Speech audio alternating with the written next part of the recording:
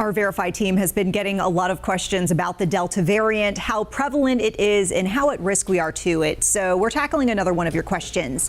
So viewer Dorothy W. wrote to us with two questions. First, she wanted to know how many people have died from the Delta variant, and she also wanted to know if you've already had COVID, are you immune to Delta?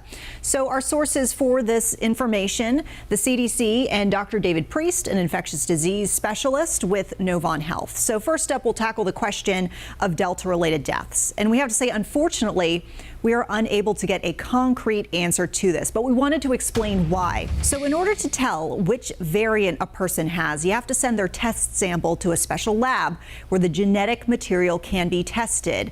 We don't have the testing capabilities to look at every single case. So right now, states are sending as many samples as they can to try to estimate variants prevalence. So while we can't give you a true Delta count, we can tell you sequencing shows roughly 83% of COVID cases in the last 2 weeks of July were Delta nationwide.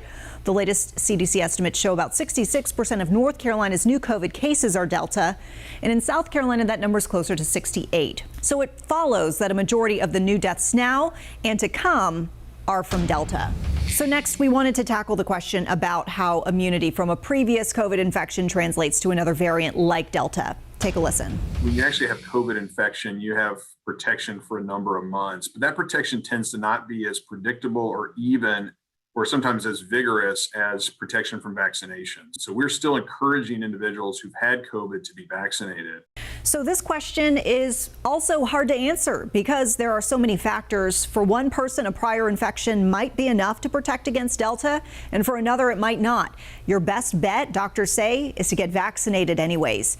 Remember, if you see something you'd like us to verify, just email us. The address is verify@wcnc.com.